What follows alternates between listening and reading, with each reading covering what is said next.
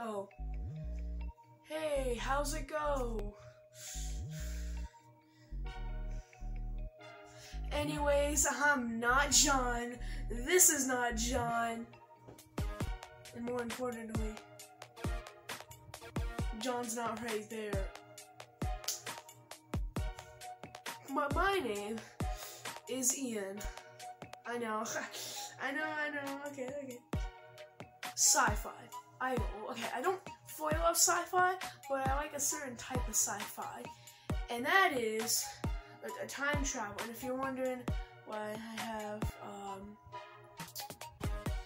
Tommy Pickles from the Rugrats here, because there's actually an episode of Rugrats where it's called Sb-129. And it involves time travel. It's not the only Spongebob, that's the joke, Rugrats, right? It's not the only time travel. It's not the only time travel episode of the Spongebob thing, Rugrats or whatever the joke was. But it's probably the best one. It comes from the first season. I know, talking about the first season again. Trust me, next time it'll be season 2. Okay. And also the episode that's paired with this is the karate episode of SpongeBob. So yeah, but I'm more interested in talking about Sb-129, which is a time travel focused episode of SpongeBob. I made it Back to the Future. That's how I talked about Back to the Future, and that was about time travel, I think is what it's about. But I guess let's get on with Sb-129 and Karate Choppers, which is season 1, episode 14. Okay, anyways, yeah, season 1, episode 14. Alright, so this SpongeBob episode starts out like any other. The classic SpongeBob wanting to go jellyfishing and Squidward not wanting to. Classic, just season 1 classic. Actually, the entire show classic because it happens multiple times, but So SpongeBob keeps asking Squidward if he's ready to go jellyfishing, and Squidward keeps saying no as he doesn't want to go. I don't know why he just doesn't yell no, he doesn't want to go, but anyways, SpongeBob reminds Squidward that the Krusty Krab is closed, and so Squidward has the idea to sneak out and hide in the Krusty Krab so he doesn't have to deal with SpongeBob and Patrick. SpongeBob and Patrick go looking for Squidward, and as he sees them approaching the Krusty Krab, he decides to hide in the freezer. But the freezer door is actually locked, so Squidward gets stuck in this freezer for 2,000 years. So 2,000 years later, Squidward finally gets out of the freezer as the door breaks. And then he meets Spongetron and the other Spongetrons, where in the future, everything is chrome, everyone's robots, just everything is super futuristic. And the classic future meme actually gets introduced in this episode, and in the future, which is right now in the episode, which is the present, but it takes place in the future, so I don't really know. So Spongetron gives Squidward a time machine that's in the Krusty Krab for some reason, and it takes him back to prehistoric times. So in the past, Squidward meets prehistoric SpongeBob and Patrick, although there's another SpongeBob and Patrick that's prehistoric, it's SpongeGar and Patar, so I don't really know. And then the prehistoric versions of SpongeBob and Patrick get really scared of a jellyfish for, who knows why. Squidward yells at the prehistoric versions of SpongeBob and Patrick just for screaming over a stupid, dumb jellyfish. And then here we get introduced to the famous that caveman SpongeBob meme thing. There's multiple meanings, or names, like SpongeGar, Primitive Sponge, Caveman Sponge, just a bunch of different names. The community doesn't really have one specific name for this. Then Squidward teaches the primitive versions of SpongeBob and Patrick jellyfishing, which means Squidward created jellyfishing. So that stalls the primitive versions of SpongeBob and Patrick, which leaves Squidward to a sweet, sweet clarinet. But the primitive versions of SpongeBob and Patrick just scream and yell at the side of the clarinet and just start chasing Squidward like, bro, chill out, am I right, fellas? Thankfully, Squidward makes it in the time machine before they, murder him.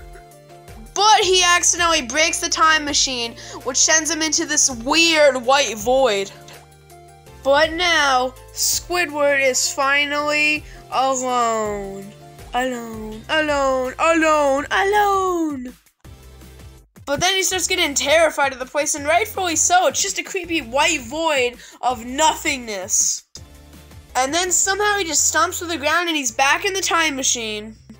And then he admits he misses everything in Bikini Bottom, including Spongebob. So Squidward gets back to Bikini Bottom, and he sees Splinter and Patrick, and they're like, Squidward, wanna go jellyfishing? He's like, who invented that game anyways? And then they say, you did, or you are. They just say that Squidward invented jellyfishing. Backfired, big boy mistake, man. And then that's where this episode ends. I think it's a really good episode. The whole sci-fi time travel thing really works, and there's some funny jokes, especially in the future and past scenes. And the alone white void is just honestly kind of creepy. In my opinion, this is one of the best episodes of SpongeBob, period.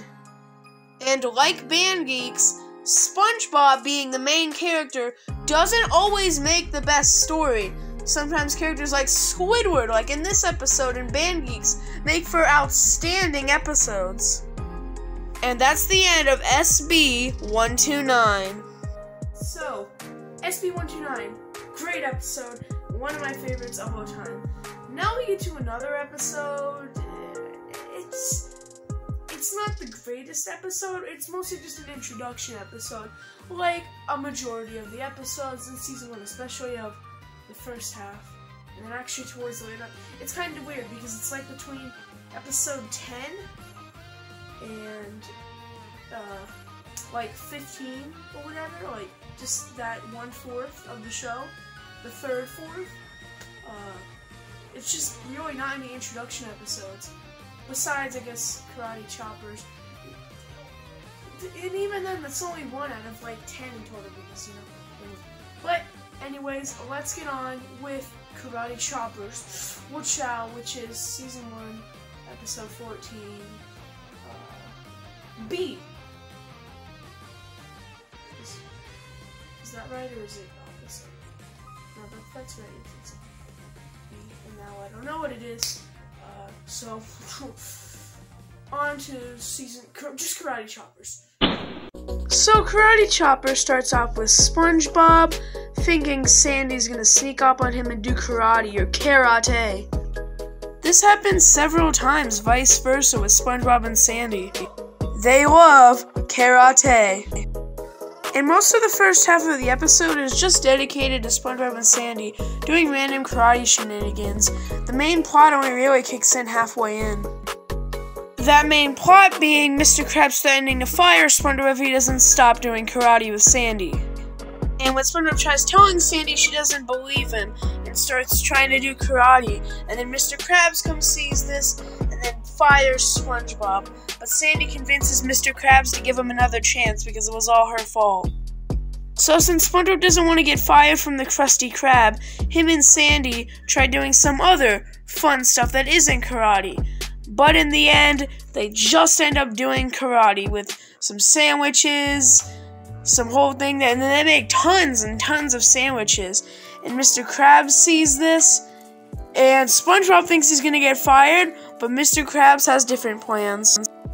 Mr. Krabs, by how impressed he is of SpongeBob and Sandy making all those sandwiches so fast and so well, decides to actually hire Sandy, and they make Krabby Patties for the entire Krusty Krab. And that's where this episode ends. There's no real plot, it's just mostly made to set up karate for the later episodes.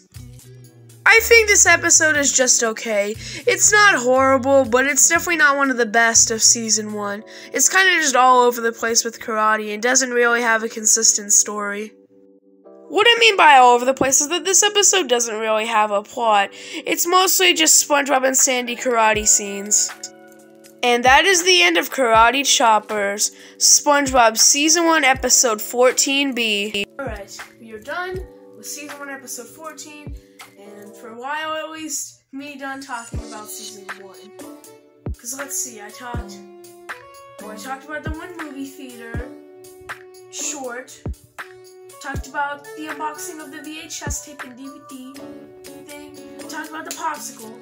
And then those were 3. And now I just got Season 1, Episode 5, a Season 1 review, and another Season 1 episode review. Trust me, it's gonna be it for a while. But time travel is cool. Speaking of that, Captain Underpants, talk about that's in the 3rd one. So that's been long awaited. It's not. But later, like the second half, because yeah, it actually gets introduced in 7, and that starts the second half. It's mostly about time travel, and I love it. Books 9 through 12 specifically are my favorite in the entire series. But anyways, it's not about Captain Underpants. Spongebob.